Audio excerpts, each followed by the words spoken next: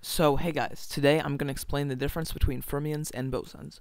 But first, before I start, I want to tell you that I'm using a new microphone, so the sound should be a lot better.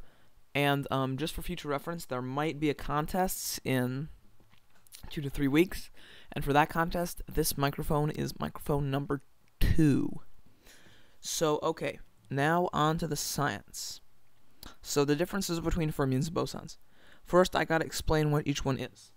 So, right here, a boson is a subatomic particle that obeys Bose-Einstein statistics right here, as you can see. So, several bosons can occupy the same quantum state. So, this means that two bosons of the same energy can be in the exact same place. So, this means that they are often force carriers. So, it says here, there are two different types of bosons. There are elementary bosons, and then there are composite bosons.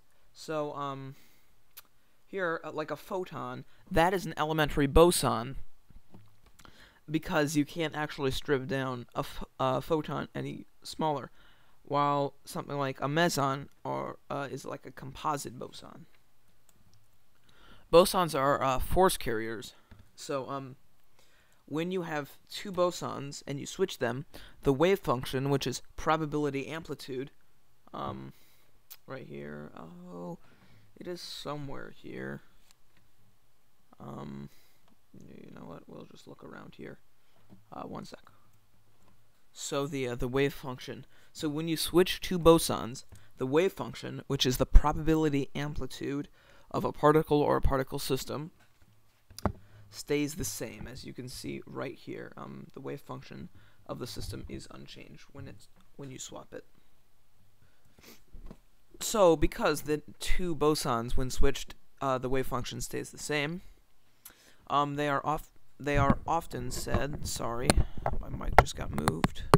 Oop, reset it here. Bosons are often said to be force carriers.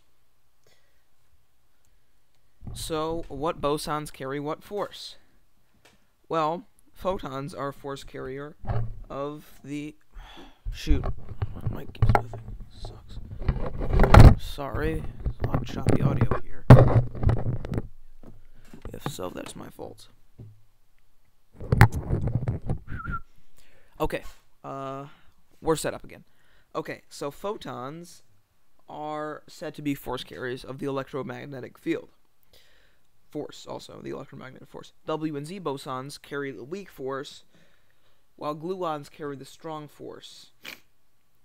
And there might be the Higgs boson, which is in the Standard Model. I did a separate video on that. Here's a link. It gives particles mass with the Higgs mechanism discovered by Peter Higgs in the 60s. Anyway, also they say that there might be a graviton, I guess, that is a force carrier for gravity. So then all the four forces carry their force carriers. But as you can see here, it says it would be impossible to discover a graviton with any reasonable detector. There are also composite bosons, such as the meson, or the nucleus of a carbon-12 atom. And these are considered bosons because they are made up of an even number, you see right here, an even number of fermions. And since fermions have a half-integer spin and bosons have an integer spin, so 6 and 6, so these are fermions here. Protons are fermions, and neutrons are fermions. So since they each have an even spin, even and even add up.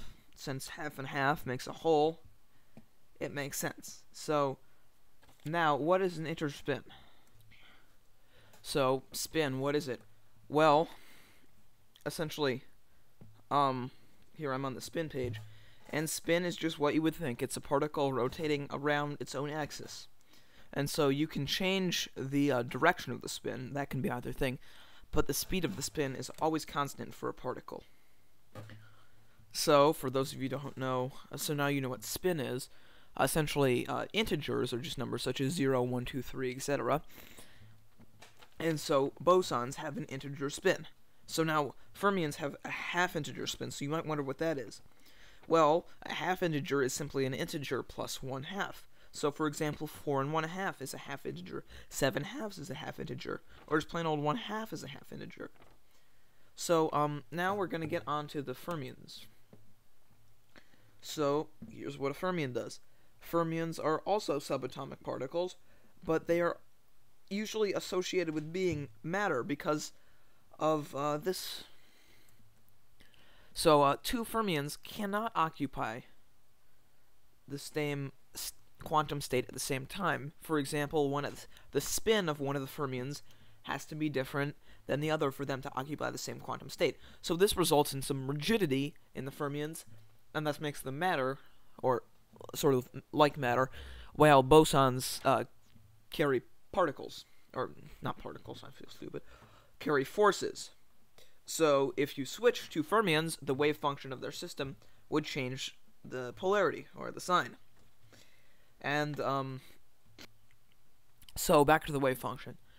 So if you get a fermion, and say you just sort of put it in front of you, I guess, we're sort of getting a bit theoretical here, and you walked around it, the wave function of the fermion would change as you walked around it. So, yeah. So here are some elementary fermions. This is quarks, which are made up of protons, and make up protons and neutrons. So quarks are one because you can't split a quark down smaller. And leptons, which include the electron, positron, such as the muon and the tau. And also neutrinos, so the tau neutrino. And so here's some composite fermions. A baron, or a proton, or a neutron, because they're made up of fermions, which are quarks, and also gluons. Well, those carry the strong force, which holds the quarks together.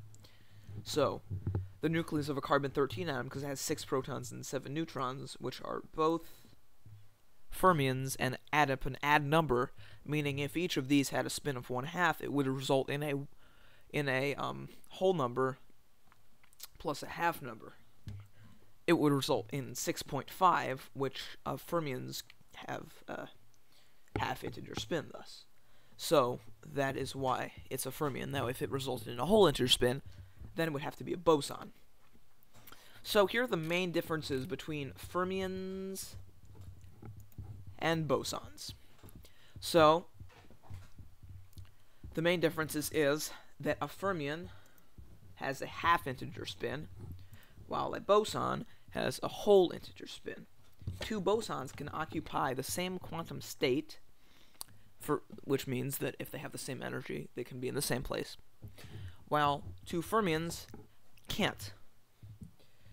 So, also, if you take a fermion and you swap it with another fermion, the wave function of the system would change, while if you did that for boson, the wave function wouldn't. Likewise, if you walked, I put that in, quotes, around a boson, then the wave function wouldn't change, but it would change for a fermion. So, generally, fermions are constituents of matter, while bosons are force carriers. So, just take a little side trip here to the force carrier.